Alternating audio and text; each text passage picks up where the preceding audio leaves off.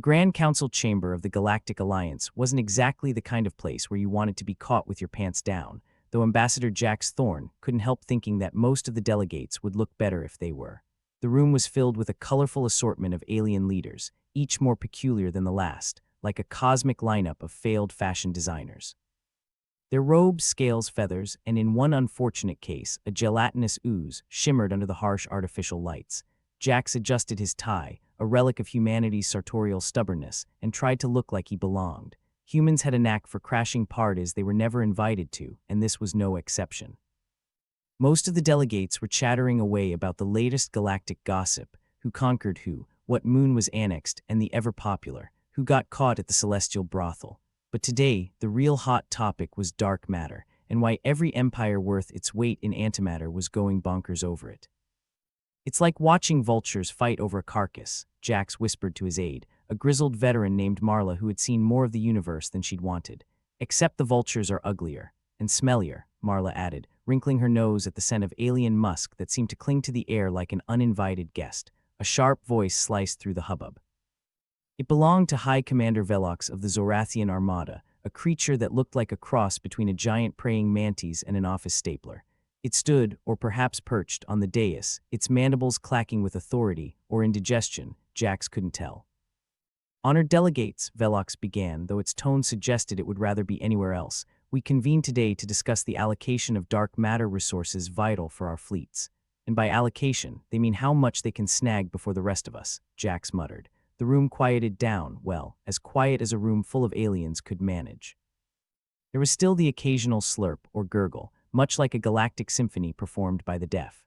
"The Zorathians propose a fair distribution based on fleet size and firepower," Velox continued, completely ignoring the fact that fairness in galactic politics was as rare as a sober sailor on leave. The representative of the Kragoth Empire, a six-eyed blob with an unsettling penchant for licking its own eyeballs, burbled in agreement. Yes, fair distribution. We agree, we take most, you take less." The Kragoth had a way with words, assuming those words were meant to confuse and irritate. Jax leaned over to Marla. "If that's their idea of fair, I'd hate to see their version of a potluck. You're assuming they even know how to cook," Marla shot back. Jax wasn't worried. Humanity had a secret weapon. They were too damn stubborn to know when they were beat. Maybe they didn't have the biggest fleets or the most advanced tech, but they had one thing going for them, sheer bloody-minded tenacity. "Ambassador Thorne," Velox suddenly intoned, its mandibles twitching. "Do you humans have a proposal, or are you here for the sightseeing?" All eyes or eye equivalents turned to Jax. It was time to put on his best poker face, the one he'd practiced in front of the mirror for these very moments. "Thank you, High Commander Velox," he said, throwing in a smile that no alien could fully appreciate. "Humans have a simple request. We take an equitable share of the dark matter, based on our needs and capabilities." A chorus of laughter erupted from the assembly, the kind that suggested everyone had suddenly remembered a joke they heard in preschool. The noise was enough to make even the most optimistic diplomat question their career choices. "Equitable?" the blob from the Kragoth Empire burbled, somehow managing to sound both incredulous and disdainful at the same time. "What could you possibly need dark matter for, Jax? Popcorn machines." Jax grinned, refusing to give them the satisfaction. "If you must know, we're working on a prototype for a new kind of engine. Something small, efficient, and lets us zoom past your bloated star cruisers like they're parked." Silence followed, a rare commodity in such gatherings. It was like someone had accidentally muted the universe. Even Velox seemed taken aback, or maybe it was just digesting its last meal. "A new engine?" another delegate echoed, a tall, thin creature with a perpetual expression of mild curiosity, or maybe it just couldn't understand the concept of eyebrows. "That's right," Jax said, feeling the shift in the room. "And if it works, it'll change the game." If, Marla mumbled under her breath, enough for Jax to hear. "Big if, but why would we trust humans with such a resource?" asked a voice from the back, belonging to a race that resembled overgrown cacti with attitudes to match. "Because," Jax replied, leaning back in his seat, "we're the underdogs, and everyone loves an underdog story." The room filled with the sound of hushed conversations, an alien committee meetings version of chaos. Whispers, clicks, and the odd telepathic exchange buzzed through the air like a hive of irritated bees. Jax wasn't sure if his gamble would pay off, but he knew one thing. Humans might be underestimated, but they were never out of the fight. The meeting adjourned in a flurry of robes and tentacles. Jax watched as the delegates filed out, no doubt to scheme and plot more in the privacy of their own quarters. He leaned back and let out a long breath. "Think they bought it?" Marla asked. Bought it, they haven't even unwrapped it yet, Jax replied with a grin. But if we're lucky, they'll be too busy arguing to notice what we're really up to. And if we're unlucky, Jax shrugged. Then we improvise, we're good at that. They left the chamber, stepping into the sterile corridors of the Alliance station. Jax couldn't help but feel a sense of satisfaction. Humanity might be the underdogs, the scrappy upstarts in a galaxy full of heavy hitters, but that was just the way he liked it.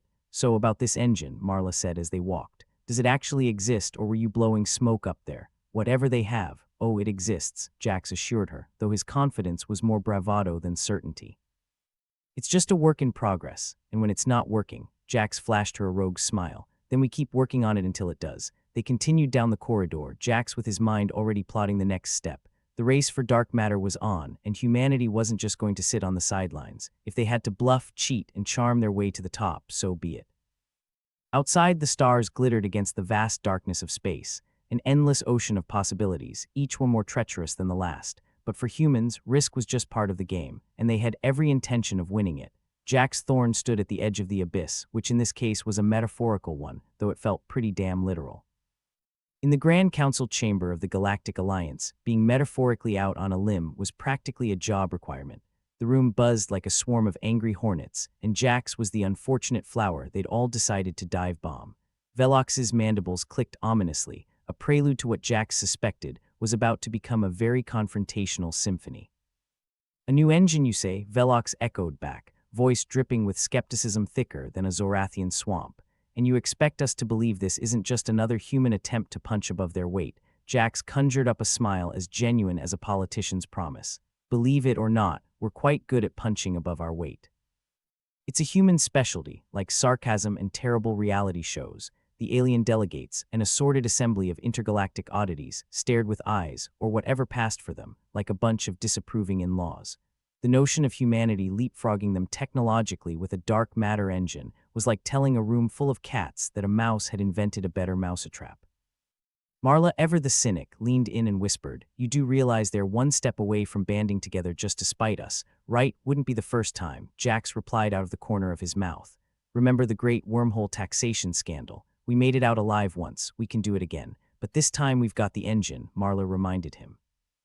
"Which they'll want to dismantle faster than a toddler with a new toy." The Kragoth delegate, now resembling a particularly disgruntled blob of jello, wobbled forward. "If humans possess such technology, it must be shared for the greater good," it declared, as if it had just invented altruism. "All empires should have access." Jax raised an eyebrow. "You mean like how you share your annexed planets?" "Generous of you," Velox cut through the rising murmur like a guillotine. "I propose we suspend human access to dark matter until this so-called invention is verified. For the sake of galactic stability or control," Jax shot back. "Because those are two very different things, and call me crazy, but I've got a hunch which one you're really after." A long, thin delegate with a face only a mother could love, assuming she was blind, stood and addressed the room with the gravitas of someone who believed they were the smartest person present. "Let us not act hastily. This engine, if real, could revolutionize space travel. We must consider the implications. Jax crowed, eyes gleaming. "Try consequences. You all talk like I'm selling snake oil, but what if I'm not? Then you've just called down a storm you might not be ready for," Marla said under her breath. "And I forgot my umbrella." The hubbub resumed, a cacophony of alien sounds that could easily be mistaken for a particularly discordant orchestra. Jax could see the lines being drawn, alliances forming as quickly as they crumbled. The Kragoth blob, Velox, and a few others were already plotting, probably imagining a future where they could skim the cream off humanity's sudden technological leap. High Commander Velox waved a limb-demanding order. "If the humans' claims are true, they must demonstrate this device." Jax tilted his head, amused. "And here I thought the show-and-tell part of the meeting was over." Velox's voice dropped to a lower register, like silk sliding over steel. "Refusal will be taken as an admission of deception." Ambassador Thorne. "Ah, nothing like a good old-fashioned witch trial," Marla murmured, her voice laced with irony. "And I left my pitchfork at home." Jax considered his next move. Every instinct screamed to cut and run, but that wasn't an option. Not here, not with the entire galaxy's eyes or equivalents fixed on him. "Fine," he said, holding up his hands. "I'll arrange a demonstration. But let's be clear, this isn't about proving humanity's capabilities. This is about proving we're not to be underestimated." Silence followed, a heavy thing that settled over the chamber like a blanket of ominous intent. Even Velox seemed momentarily at a loss for words, a fact that Jax relished like a rare steak. "Then we await your demonstration." Velox finally replied, though it sounded more like a threat than an invitation. Jax nodded, fighting the urge to make an inappropriate gesture, and I look forward to proving you all wrong. With that, the meeting adjourned. Delegates began to disperse, their whispers and angry mutterings the soundtrack to conspiracy. Jax watched them go, standing beside Marla, feeling the weight of the galaxy's collective doubt resting firmly on his shoulders. You know they're going to try to sabotage this, Marla said, ever the realist. Oh, I'm counting on it, Jax replied, but they're underestimating us. We might not have their fleets or fancy tech, but we have something they don't. Common sense. I was going to say desperation, but sure, we'll go with common sense. As they exited the chamber, Jax thought about the dark matter engine, a device so new, it hadn't even been given a proper name yet. It was the sort of thing that could either catapult humanity into the forefront of galactic politics or doom them to a very swift and unceremonious downfall. Outside, under the artificial lights of the hallway, Jax and Marla walked side by side. The corridors were quieter than usual, a sign that something big was brewing. He could almost hear the gears of intergalactic politics grinding away, each faction already plotting their next move, each delegate planning their own brand of treachery. Think we'll make it through this with skins intact? Marla asked, her voice casual as if discussing the weather. Jax smirked, a rebellious glint in his eye. No idea. But if we're going down, let's make sure we take a few of them with us. Now that's the spirit, Marla said with a rare hint of admiration. Let's just hope your engine is worth all this trouble. It's either that or we bluff our way through, Jax replied. And humanity's always been pretty good at bluffing. They walked on, the galaxy's chaos swirling around them like a storm. But for Jax, this was just another day at the office, albeit one where the stakes were absurdly high and failure wasn't an option. The corridor stretched ahead, sterile and uninviting, yet oddly comforting in its simplicity. It was a reminder that, no matter how convoluted the politics, how dangerous the dealings, there was always a way forward, even if it was straight into the unknown. Let's get to work, Jax said, feeling the adrenaline thrumming in his veins. We've got an engine to test, a demonstration to arrange, and a galaxy to surprise. Marla nodded beside him, her expression a mix of skepticism and grudging hope. And maybe this time we'll manage to not blow ourselves up in the process. Now where's the fun in that? Jax shot back, grinning. And as they set off down the corridor, Jax couldn't help feeling a thrill at what lay ahead. Whatever happened, humanity wasn't going down without a fight. And if they had to improvise their way out of this mess, so be it. They'd do it with style, sarcasm, and the kind of tenacity that only a species with a penchant for self-destruction and snark could muster. The stars, distant and indifferent, watched over them as they continued onwards, towards whatever destiny awaited. But for Jax Thorne, that was just another day at the office, and what an office it was. Jax Thorne walked the narrow hallway with Marla, each step echoing off the sterile walls like a drumbeat of impending doom, or maybe that was just his nerves talking. A dark matter engine. Humanity's ticket to, well, either the future or oblivion. Pick your poison. Sabotage, Marla mused, hands stuffed in the pockets of her diplomatic tunic, the quintessential badge of enforced mediocrity. You know they're planning it, right? It's like the universal constant: death, taxes, and someone trying to screw you over. Jax nodded, feigning a zen-like calm that no one was buying. Oh, I'm counting on it. It's practically tradition at this point. He imagined the alien delegates, already plotting in dimly lit chambers, rubbing their hands or claws or pseudopods together with glee. If there was one thing the Galactic Alliance loved more than bureaucracy, it was a good old-fashioned backstab. So, Marla continued, her voice dripping with sarcasm, what's the plan? Besides hoping they all get conveniently struck by a bad case of cosmic flu, simple, Jax replied. We outwit them. Easier said than done, given we're dealing with creatures who would cheat at solitaire. But hey, nobody said diplomacy was easy. They rounded a corner, heading toward the room where the team brainiacs were huddling. Officially, it was the Research and Development Division, but Jax preferred to think of it as the place where things occasionally exploded. Inside, the chaos was palpable. Scientists buzzed around like bees on a sugar high, each trying to outdo the next in sheer frenetic energy. Jax spotted Dr. Niles, the lead engineer, hunched over a console like a man deep in prayer, or possibly in mourning. Niles, Jax called, waving him over. Got a sec to show us the miracle machine. The engineer looked up, eyes bleary behind thick glasses that magnified his perpetual look of existential dread. Ambassador Thorne, he greeted, his tone hovering somewhere between despair and resigned acceptance. I assume you want to see the engine, unless you've got something else revolutionary up your sleeve, Jax replied, smirking. Maybe a teleportation device or a cure for Monday mornings, Niles snorted, the closest he ever got to laughter. Right, follow me. They weaved through the lab, dodging half-assembled tech and scientists who looked one bad day away from a full-blown meltdown. The dark matter engine sat at the center, a hulking contraption of wires and whirring parts, looking like the love child of a 20th century computer and a particularly ambitious Rube Goldberg machine. "There it is," Niles said, gesturing to the engine like a proud parent showing off their kid's dubious finger painting. "The future of human space travel." Jack studied the engine, trying to summon the appropriate awe. "And you're sure it won't blow us all to hell?" "Reasonably sure," Niles replied, which was about as comforting as a maybe on a pregnancy test. Marla peered at the device, eyebrows raised. "Looks like it was built by a committee, or is that the point?" Niles sighed. "It's a prototype, hence the aesthetics, but function over form, right? Just make sure it functions when we need it to," Jack said. "We've got a target painted on us big enough to be seen from orbit." Niles nodded, his expression grave. "Understood. We've got contingencies, but nothing's foolproof." "Good," Jax replied, clapping Niles on the back, "because I'm counting on you to keep us from getting dunked on by the galactic elite." As they left the lab, Marla glanced sidelong at Jax. "You think Niles can pull it off?" "He better," Jax said, without missing a beat. "Or we're all gonna need new careers in a hurry, preferably ones that don't involve imminent dismemberment." They continued down the corridor, plotting their next move. The engine was a marvel, sure, but that wouldn't stop the galaxy's most self-serving empires from trying to nip humanity's progress in the bud. Greed was a universal language. Later, in a dimly lit briefing room that smelled faintly of stale coffee and desperation, Jax found himself face-to-face with his team of strategists. Or, as he liked to think of them, the doomed club. "All right, folks," Jax said, leaning against a table strewn with schematics. "Time to talk sabotage." An older man with silver hair and a permanently skeptical expression leaned forward. This was Commander Sykes, a veteran of enough dirty wars to make Sun Tzu look like a rookie. "We've already intercepted some subspace chatter," he said, his voice the auditory equivalent of gravel. "There's movement among certain factions, Velox's crew among them." "Color me shocked," Jax remarked dryly. "So how do we counter without turning this into an interstellar brawl?" A young woman, tech specialist Zara, not to be mistaken with the overused name, Zara, raised a hand, her eyes sharp behind her visor. "We could set up a decoy," she suggested.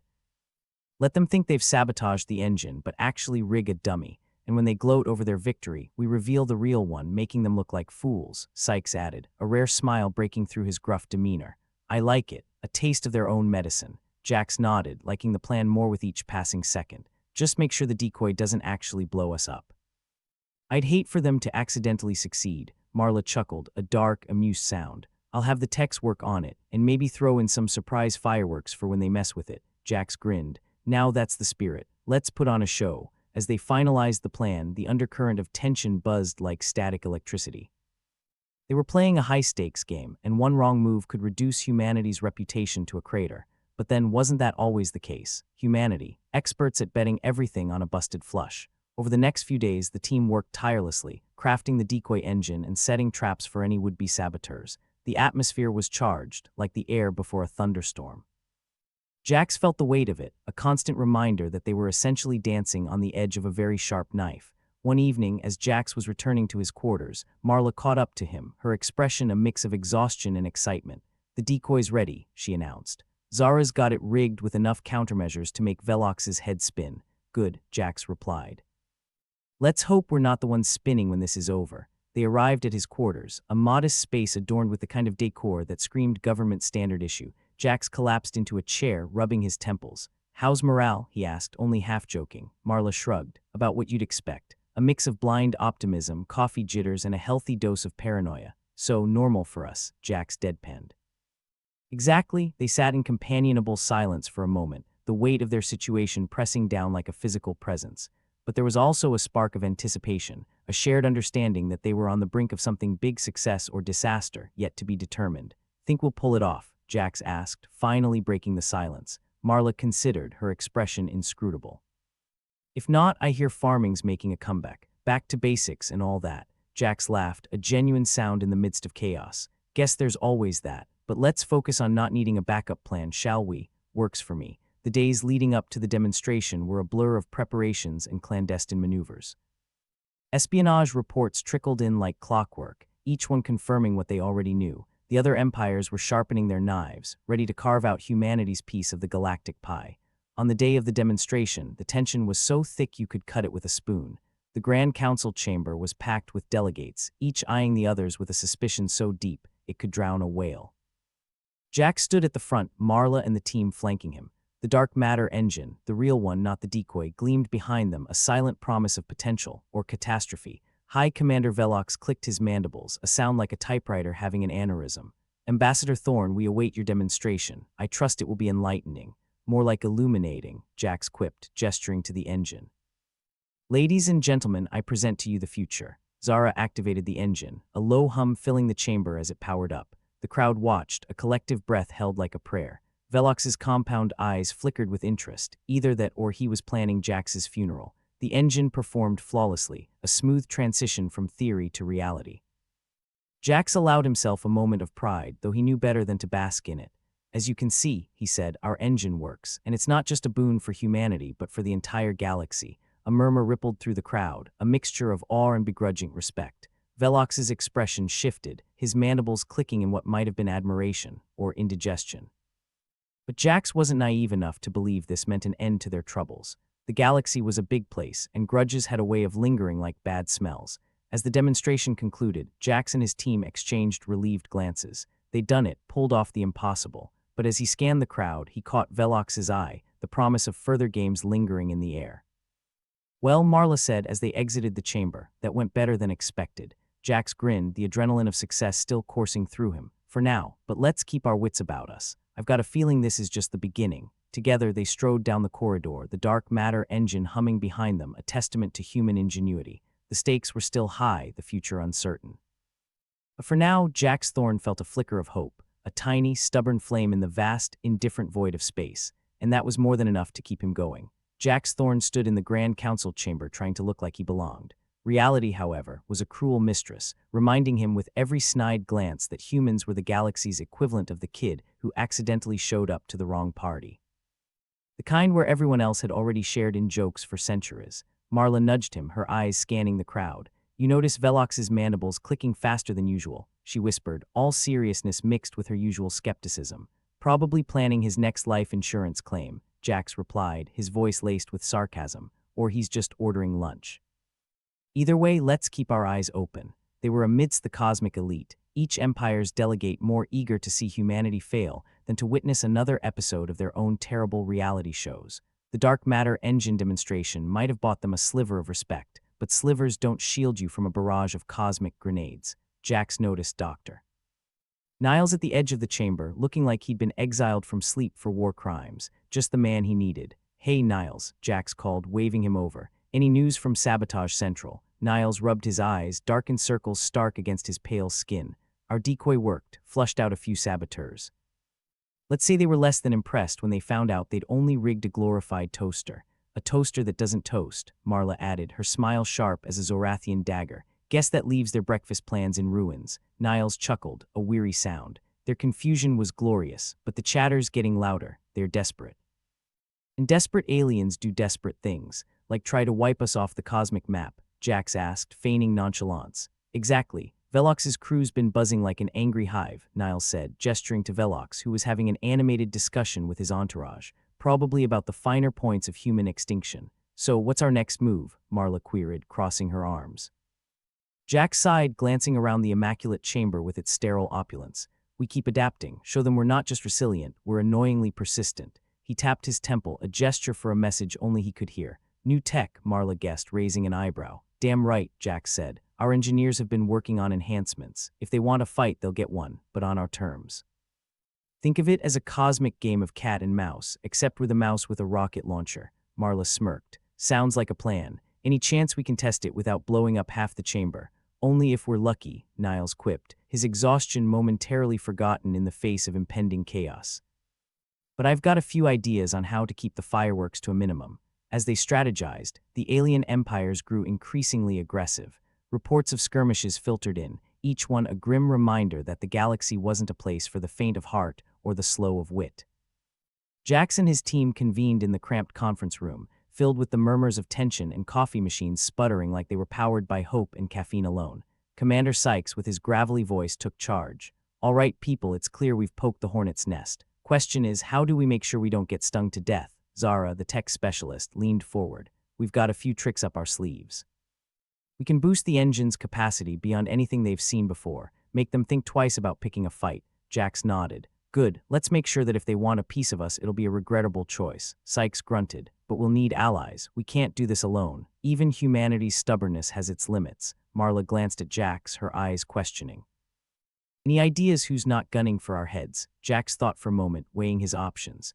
The Xylorians might be willing. They don't like Velox any more than we do. Besides, they owe us from that incident on Arcos Roman 4. Incident? Sykes asked, raising a skeptical eyebrow. More like a diplomatic faux pas involving an overzealous human and a Xylorian royal banquet, Jax explained.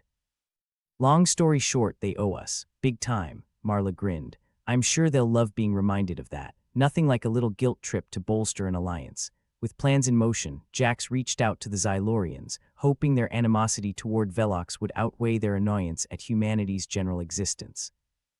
After a series of cryptic messages and more political double-talk than he cared to remember, they finally agreed to a meeting. The Xylorian ambassador, a creature resembling a luminescent squid with an air of perpetual disdain, floated into the chamber. Ambassador Thorn, it intoned, its voice echoing like a chorus of whispers. I trust this is important, more important than your last banquet, Jax replied, forcing a smile. We need allies against Velox. We know you're not exactly on his holiday card list. The ambassador's tentacles twitched thoughtfully. Indeed, he is ambitious. Understatement of the century, Marla muttered under her breath. Jax leaned forward. Help us and we can help you. Velox's ambitions threaten us all. I think you'll agree a galaxy without him would be a little less tense, the ambassador considered, its eyes shifting colors like an interstellar light show. We will think on it, but know this, Thorn, if you fail we will deny ever meeting you. Jax nodded, knowing that was as close to a commitment as he'd get. Fair enough, just keep your options open. As the ambassador departed, Jax felt a mixture of hope and dread. An alliance with the Xylorians was a game-changer, but it also meant they were walking a razor's edge, one misstep away from a diplomatic disaster. Think they'll come through? Marla asked, her tone cautious. They'd better, Jax replied, or we'll be dancing with Velox and his merry band of exterminators. Back in the conference room, the team gathered to assess their options. They were like kids with a homemade slingshot standing against a battalion of tanks, but kids with slingshots had pulled off miracles before, and Jax had a feeling they could do it again. Niles was the first to speak. We've managed to install some enhancements on the engine. It's not foolproof, but it should give us a fighting chance. Fighting chance is all we need, Jax said, his voice firm. We're not aiming to win a war, just to survive it long enough to make them regret starting it. Sykes nodded. We've identified potential weak points in their fleets. If we time everything just right, we might turn the tide. Zara added, and if all else fails, we've got some backdoor hacks to mess with their systems. Turn their weapons into paperweights. The plan was simple, audacious, and utterly reckless. Just how Jax liked it. With the Xylorians' tentative support and their new tech enhancements, humanity had a fighting chance. The stakes were higher than ever, and the galaxy was watching, eager for a spectacle. On the eve of the confrontation, Jax stood on the observation deck, staring out into the void. The stars were indifferent, cold witnesses to the unfolding drama. Marla joined him, her presence a comforting reminder that he wasn't alone in this madness. Ready for tomorrow? She asked, leaning on the railing beside him. As ready as I'll ever be, Jax replied, his voice steady despite the storm brewing inside. We've got plans within plans, contingencies for contingencies. But still, there's a part of me that can't shake the feeling we're about to dive headfirst into the deep end. Marla shrugged, a casual gesture that belied the gravity of their situation. It's not the fall that kills you, it's the sudden stop. True enough, Jax said with a wry smile. Let's just hope we don't hit the bottom. They stood in silence, the weight of their responsibility heavy but shared. As the stars blinked in the distance, Jax felt a flicker of hope, a stubborn flame refusing to be snuffed out. When the day of reckoning arrived, the Grand Council chamber was a hive of activity. Delegates from across the galaxy were present, anticipation and anxiety mingling in the air like overpriced cologne. Jax stood at the forefront, flanked by Marla and his team. The dark matter engine, their ace in the hole, was ready, enhanced and gleaming with potential. Velox loomed at the opposite end, his mandibles clicking a symphony of disdain. Ambassador Thorn, he sneered, I trust this will not be a repeat performance. Only if you promise to stay in your seat, Jax shot back, a cheeky grin on his face. The engine roared to life, a testament to human ingenuity and sheer stubbornness. As the hum intensified, the chamber was bathed in a glow that was both beautiful and terrifying. This, Jax announced, is proof that humanity has a place in this galaxy, and we intend to keep it. The Xylorian ambassador observed from the sidelines, its interest peaked. Jax could sense the tide turning, alliances forming in the shadows, ready to tip the balance. In that moment, as the engine thrummed with power, Jax knew they'd done it. Against all odds, they'd pulled off the impossible, standing tall in a galaxy eager to see them fall. But the game was far from over. This was just the opening gambit, a bold declaration that humanity wasn't going anywhere, not without a fight.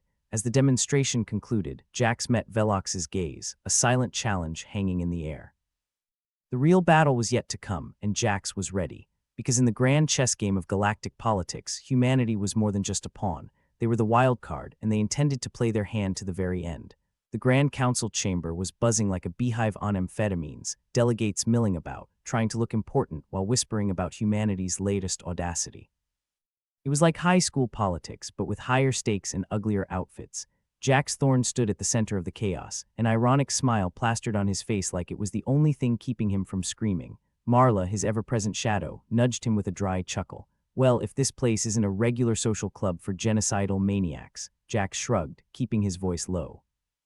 Yeah, it's like a PTA meeting, except everyone's packing heat instead of bake sale goods. They both watched as Velox, their favorite giant alien manti-stapler hybrid, slithered across the floor, his entourage buzzing in tow. His mandibles clicked like the sound of someone impatiently tapping their fingers on a desk, perhaps plotting the best way to serve humans as the main course at the next intergalactic banquet. Think he's got to destroy all humans playlist queued up for tonight? Marla asked, her tone drier than an Atacama summer. Wouldn't surprise me, Jax replied. I hear it's top of the Zorathian charts. Meanwhile, Dr. Niles was hunched over a console in the corner, frantically typing away with the sort of frantic energy usually reserved for students cramming for finals.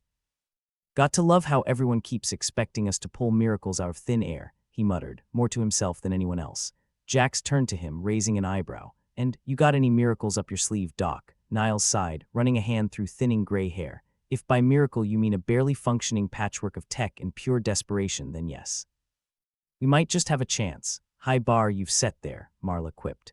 As if on cue, an alarm blared through the chamber, cutting through the murmurs like a knife. The lights dimmed, an ominous red hue washing over everything, bathing the scene in a garish glow that screamed impending doom more effectively than any war chant. Looks like the party's started, Jax said, trying to keep his voice light despite the knot tightening in his gut. The alien empires had launched their attack, a coordinated strike that was more synchronized than a boy band's dance routine. Earth's defenses were lighting up like a Christmas tree in a blizzard, a cascade of alerts and warnings flashing across every available screen. Commander Sykes stomped into view, his face a grim mask of determination. All right, listen up, we're getting hit from all sides. It's time to show these bastards why you don't poke the bear unless you're ready to get mauled, or at least mildly inconvenienced, Marla added with a wry smile. We're not exactly dealing with honey badgers here. Jax nodded, adrenaline pumping through his veins. Niles, how's our little surprise coming along? It's ready as it'll ever be, Niles replied, his eyes darting between screens. But if this thing blows up, we're going to be declaring war on the janitorial staff for all the mess it leaves behind, Jax snorted.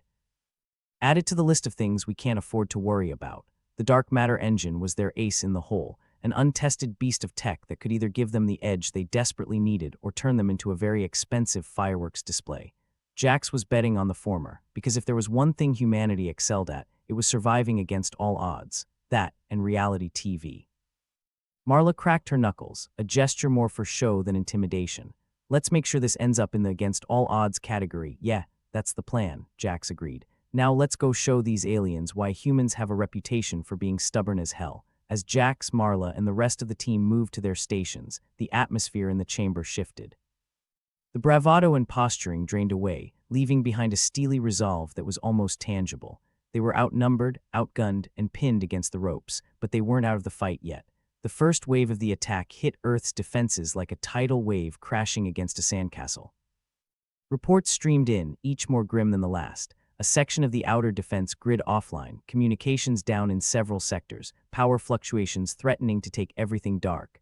Jax watched the chaos unfold on screen, clenching his fists so hard his knuckles turned white. Come on, just a little longer, he whispered, as if the universe might be swayed by pleading. Marla's voice cut through the tension, calm and steady. Whatever happens, you know we tried. That's all anyone can ask. I know, Jax replied, his voice rough, but trying isn't enough if we end up as history's footnote. Niles was feverishly working to stabilize the engine, muttering under his breath like a mad scientist in an old horror flick. Come on, you glorified toaster. Work with me here. Finally, the moment of truth arrived. The dark matter engine thrummed to life, a deep, resonant hum that seemed to vibrate through the very bones of the station. Energy crackled through the air, raising the hair on Jax's arms. "Here goes nothing," Jax said, his voice barely above a whisper. With a flick of a switch, they unleashed the engine's full potential, a brilliant burst of energy lancing out like a spear. It cut through the enemy formations with surgical precision, sowing chaos and confusion in its wake. Ships veered off course, some spiraling into one another in a ballet of destruction. The tide had turned, at least for the moment. A cheer went up in the chamber, a cathartic release of tension and fear. But Jax wasn't celebrating just yet. He knew better than to assume one good shot meant the battle was over. They were still in the thick of it, and there was no telling what new horrors the enemy might unleash. Marla grinned, though her eyes were wary. "Looks like we bought ourselves some breathing room, for now anyway." "Yeah," Jax agreed, though his mind was already racing ahead. "Let's not waste it." As the battle raged on, their little victories were hard-won, snatched from the jaws of defeat with grit and desperation. The alien empires pressed their advantage, relentless and unyielding, but humanity held firm, refusing to go down without a fight. Their darkest ire stretched on, a seemingly endless night fraught with peril and uncertainty. Jax felt the weight of it bearing down, a tangible presence that threatened to crush him beneath its relentless pressure. But if there was one thing he'd learned, it was that darkness was never absolute.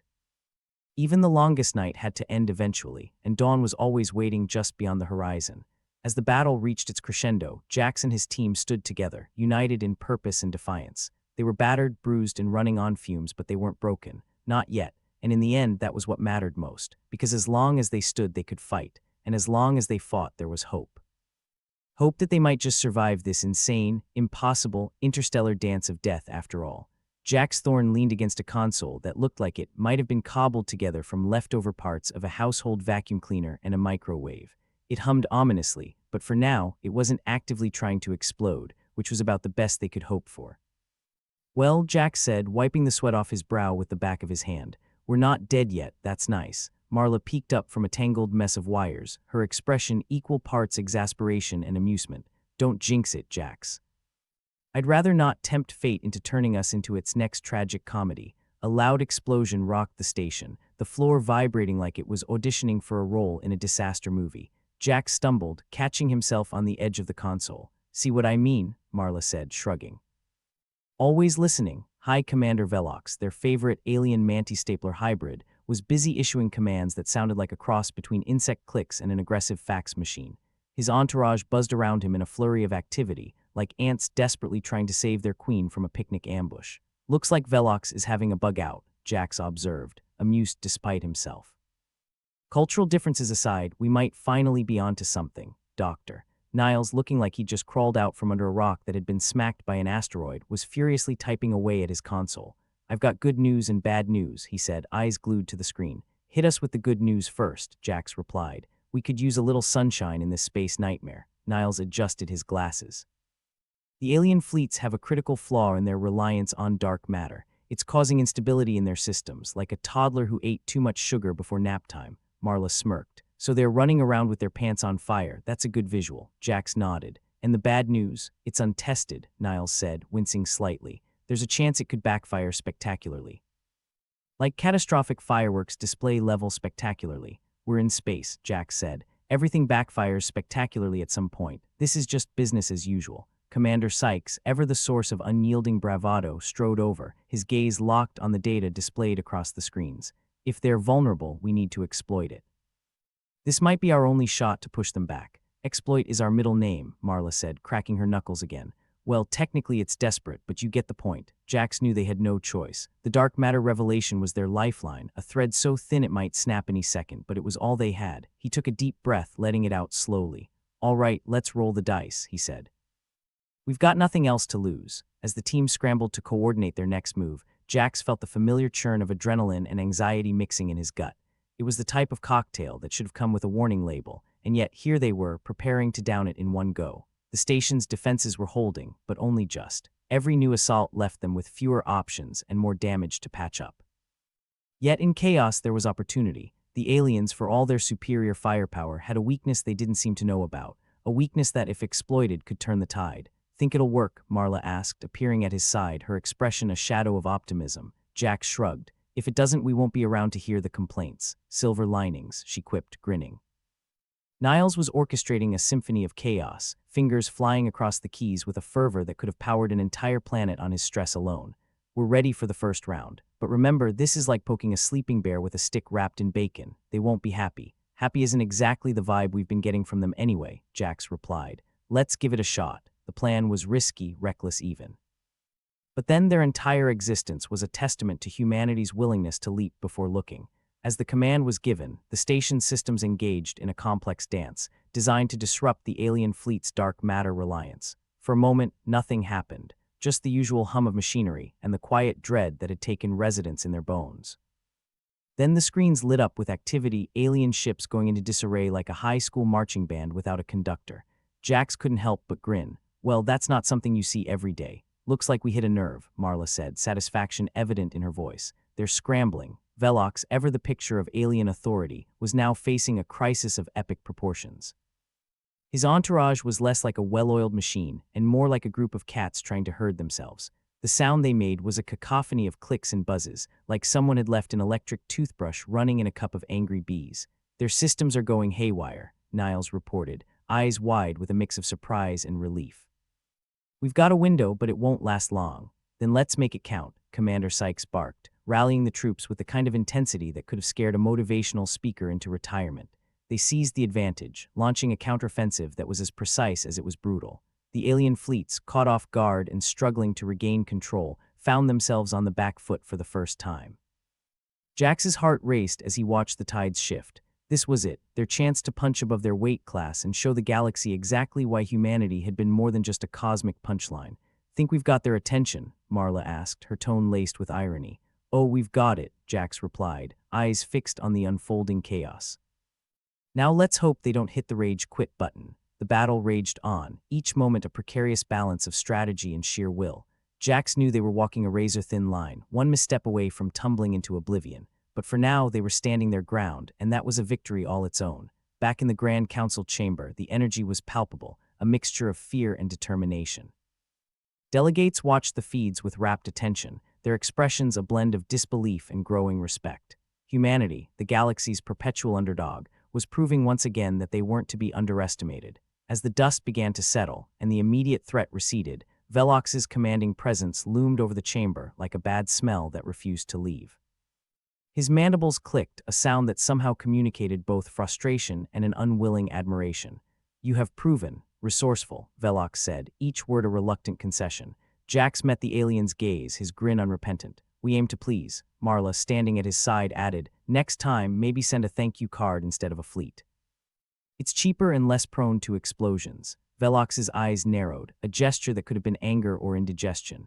This is not over. We wouldn't have it any other way, Jax replied, the challenge clear in his voice. As Velox retreated, his entourage buzzing in disgruntled disarray, Jax let out a breath he hadn't realized he'd been holding. They'd survived another day, and in this galaxy, that was something to hang their hats on. In the aftermath, as the adrenaline began to fade, the weight of what they'd achieved started to sink in. They'd turned the tide, if only for a moment, and in doing so, they demonstrated a capacity for resilience that even they hadn't fully realized. Think we've earned a breather? Marla asked, her voice hopeful. Jax chuckled, shaking his head. In this line of work, there's no such thing, but we'll take what we can get. Commander Sykes was already debriefing his team, a blur of efficiency and purpose. Even in victory, he was a man on a mission, a trait that Jax found both admirable and slightly exhausting. Niles, eyes still glued to his console, muttered to himself, I can't believe it worked. I mean, I hoped, but Jax clapped him on the back, a gesture of camaraderie and gratitude. Believe it, Doc, you just helped save the day. Now let's see if we can keep it saved. Small steps, Marla said, ever the realist. One galaxy-saving move at a time. As the echoes of their small victory reverberated through the station, Jax allowed himself a moment of quiet reflection. The battle was far from over, and the road ahead was as treacherous as ever, but for now they could savor the knowledge that they'd lived to fight another day. In the vastness of space, where hope was often as scarce as breathable air, that was an accomplishment worth celebrating. And perhaps, just perhaps, it was a sign that they might still have a few tricks left up their sleeve. The galaxy had thrown everything it had at them, but Jax and his team were still standing, outgunned, outnumbered, but never out of the fight, and in the dark, unforgiving void that was enough. For now, Jax Thorne stood in the middle of the chaos, an island of dubious leadership amidst a sea of frantic activity. The station trembled under the weight of their decisions, a constant reminder that they'd traded solid ground for the merciless vacuum of space long ago. He glanced around at his team, each member unfazed by the pandemonium, and felt a surge of reluctant pride. They were a ragtag bunch, held together with little more than duct tape and a shared disdain for cosmic bureaucracy. "Are we really doing this?" Marla asked, her voice a mix of disbelief and admiration. She was already at the console, fingers dancing over the keys with the kind of efficiency that made you wonder why she wasn't running the place. "Do we have a choice?" Jax replied, cracking a grin that didn't quite reach his eyes. "We've committed to the bit, right? Because everything's a big cosmic joke," Marla shot back, rolling her eyes. "And we're the punchline." Jax chuckled, though it was more out of habit than humor. "Let's make sure we get the last laugh." Dr. Niles was a whirlwind of motion, his console a testament to the miracle of improvisation. The thing looked like someone had tried to solve a Rubik's Cube with a chainsaw, but it got the job done. Mostly. "Dark matter disruption is ready," Niles announced, his voice tinged with the usual mix of trepidation and caffeine-induced mania. "Once we engage, we're locking horns with the hornet's nest. Good thing we brought the bug spray," Jax quipped, trying to ignore the way his stomach was doing Olympic-level gymnastics. Commander Sykes, ever the picture of misplaced confidence, was the only one who seemed completely at ease. "All systems go, folks. Time to show these overgrown paperweights what happens when they mess with the wrong species." Jax nodded, forcing a calm he didn't feel. "All right, let's light this candle." With that, the station's systems roared to life, a symphony of power and potential that thrummed through every deck. It was like watching a bar fight unfold, only they were the ones flipping the tables and smashing the bottles. Out in the void, the alien fleets loomed, a mismatched collection of ships that looked more like they belonged in a junkyard than a galactic showdown. And yet, there they were, poised to crush humanity's last stand with all the grace of a drunken rhino. But this time, things were different. This time, humanity had a trick up its sleeve that was so audaciously human it could only have been dreamt up by a species known for bad decisions and an inability to back down. Jax watched the screens, each one a window into the chaos they were about to unleash. The station's dark matter disruptor, a piece of tech as reliable as a politician's promise, was poised to create an electromagnetic nightmare for the aliens. It was like hacking a computer with a sledgehammer, but desperate times, right? As the disruptor engaged, a ripple spread through space, an unseen wave of annihilation that made the stars themselves shiver. The alien fleets, caught off guard by the sudden assault on their systems, reacted with all the elegance of a cat in a bathtub. "Looks like they're having a bad day," Marla commented, eyes fixed on the screens as alien ships began to veer off course, their formations unraveling into chaos. "Can't say I'm sorry for them," Jax replied, watching the show with a satisfaction that was only slightly tinged with impending dread. "Systems are holding," Niles reported, his voice steady despite the chaos. "We've got them on the ropes, and now we hit them where it hurts," Commander Sykes said, his voice a growl of anticipation. "Full offensive, people. Let's give them a reason to remember us." The station's weapons came alive, a barrage of firepower that painted the stars with streaks of light and destruction. It was a risky move, one that could backfire spectacularly, but they didn't have the luxury of cautious optimism. Not when the stakes were this high, not when survival was a daily roll of the dice. The alien ships, already struggling to maintain cohesion, were forced into a retreat, their once imposing armada reduced to little more than a haphazard retreat. It was working, Jax realized with a mixture of disbelief and relief. They were actually turning the tide. "Looks like we've got them running scared," Marla said, her smile sharp enough to cut through the tension. "Never thought I'd see the day," Jax admitted, shaking his head. "But here we are, humanity punching above its weight again." "Think they'll bring flowers next time?" Marla asked, her tone dripping with sarcasm. "Probably just another invasion fleet," Jax replied, unable to help himself. "They do love their grand gestures." The battle raged on, but the outcome was clear. The aliens, caught off guard and unable to adapt, were faltering. Humanity, against all odds and reason, was gaining the upper hand. It was a moment of triumph, one that should have felt exhilarating, but Jax knew better than to celebrate too soon. In this galaxy, the rug had a tendency to get pulled out from under you when you least expected it. In the Grand Council chamber, the atmosphere was electric, a charged mix of disbelief, admiration, and a grudging respect for the species that had once been little more than a cosmic sideshow. Velox, the alien commander with the personality of a malfunctioning blender, was not taking the shift in power well. His mandibles clacked like a handful of discontented castanets, each sound a bitter note of frustration. "You have surpassed expectations," Velox acknowledged, each word dragged out like a confession under duress. Jax met Velox's gaze, his expression a mask of irreverence. "We aim to please, Velox." Or at least a surprise. The alien's multifaceted eyes narrowed, a gesture that could have meant anything from simmering resentment to mild heartburn.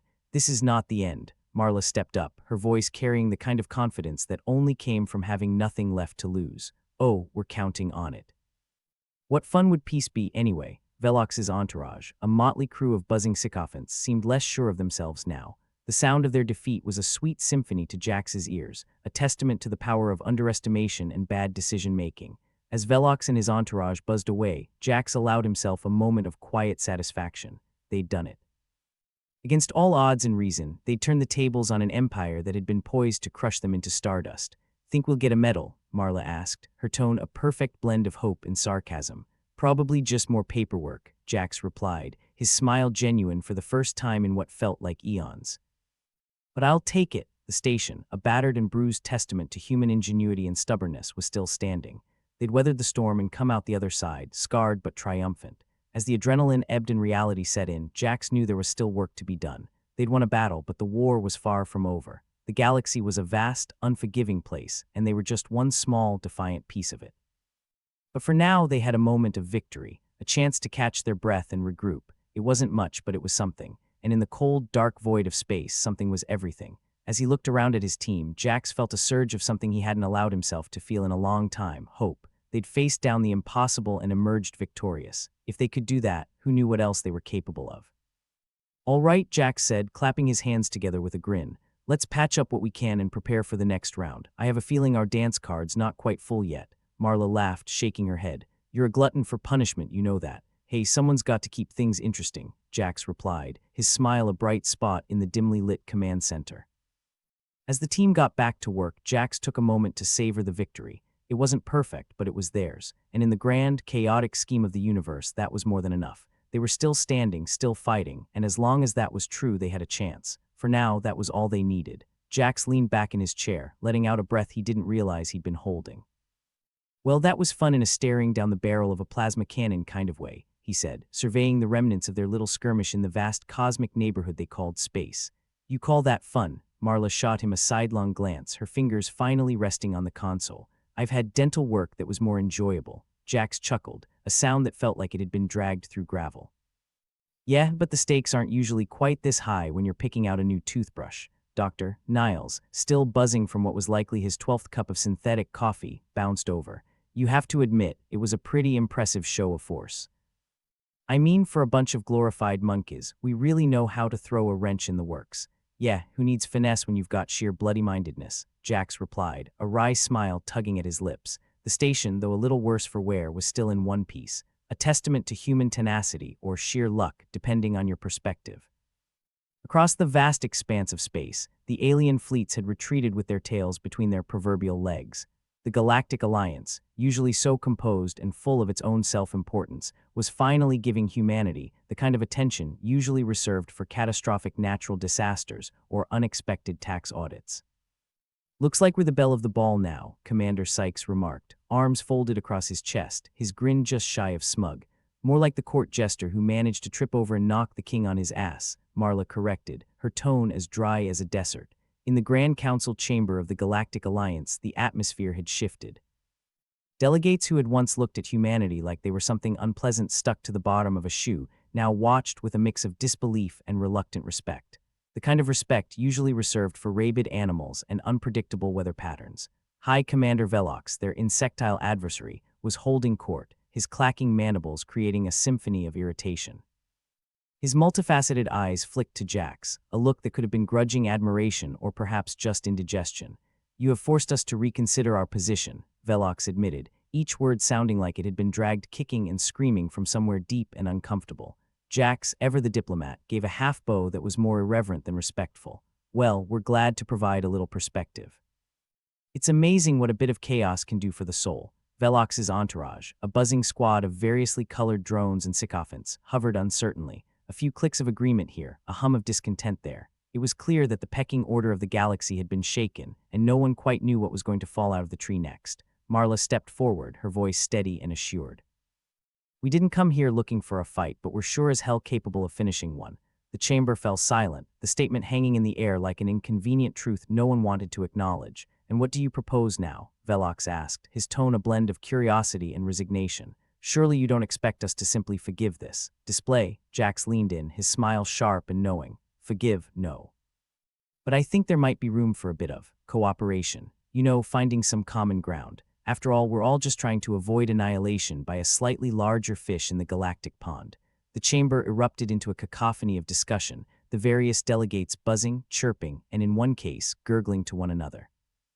It was like watching a particularly chaotic episode of an interspecies soap opera, complete with unexpected plot twists and poorly thought-out character arcs. Sykes, the calm in the storm, nodded. "We've shown we can be useful allies, or very inconvenient enemies. The choice seems rather straightforward." Velox's mandibles clicked thoughtfully, a sound that was becoming oddly familiar.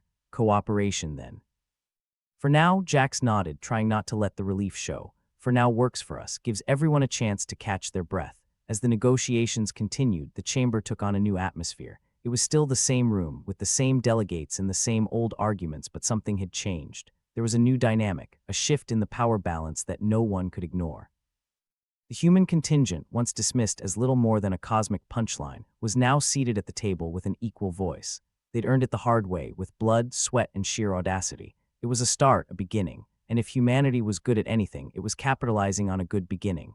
Back on their beat-up station, the team gathered in the common area, the tension finally giving way to a sense of accomplishment. "Think we're going to make the history books for this one?" Marla asked, flopping down onto a chair with all the grace of a landed fish. "Maybe," Jax replied, leaning back and looking up at the ceiling with a tired grin, "if they can cram our oversized egos into the margins." Dr. Niles, still buzzing on caffeine, was practically vibrating. "We might even get our own chapter, or at least a footnote." "Humans, the species that wouldn't stay down." Sykes chuckled, stretching his legs out. "Hey, they might even name a maneuver after us. Something like the Thorn Gambit. Has a nice ring to it. Only if it involves wildly unpredictable strategies and a questionable sense of humor," Marla pointed out, her voice colored with affectionate cynicism. The feeling in the room was light, a stark contrast to the weight they'd been carrying. They'd done the impossible, or at least the highly improbable. They'd faced down the galaxy and come out the other side, a bit battered but standing tall. As they sat there, basking in the afterglow of their unlikely victory, Jax felt something he hadn't in a long time. Hope. It wasn't much, but it was enough to keep them going. Enough to remind them that they could change the script, even if only for a moment. "So what's next?" Niles asked, his energy still at a level that defied all logic and reason. "Next," Jax echoed, thinking about the possibilities. "Next, we keep doing what we do best, stirring the pot, keeping everyone on their toes." Marla raised her glass, a mock salute. "To stirring pots and not getting burned." Jax clinked his glass against hers, a grin spreading across his face. "I'll drink to that." The galaxy was still as vast and unforgiving as ever, but they'd carved out a little corner of it for themselves. Just enough room to breathe, to think, to plan the next move. It wasn't perfect, but it was theirs, and in this mad, chaotic universe, that was enough. As the station hummed with the sounds of life returning to a semblance of normal, Jax couldn't help but feel a surge of pride. They'd done it. Against all odds, they'd pulled off the impossible. And now, whatever the future held, they'd face it together. "All right, team," Jax said, pushing himself up from his chair. "Let's get to work. We've got a galaxy to annoy." With a chorus of groans and laughter, the team dispersed, ready to take on whatever came next. They were a ragtag bunch, bound by nothing more than sheer will and a shared disdain for the status quo. But they'd proven they were more than just survivors. They were contenders, and as long as they were in the game, the galaxy had better watch out. As Jax looked out into the starry void, he couldn't help but feel a surge of determination. They'd won a battle, but the war was far from over. There was still work to be done, alliances to forge, and enemies to outmaneuver. But for the first time in a long time, he felt ready to face whatever lay ahead with a grin and a wisecrack. Because in the end, they'd shown that humanity wasn't just a footnote in the annals of galactic history. They were the authors of their own story, one punchline at a time.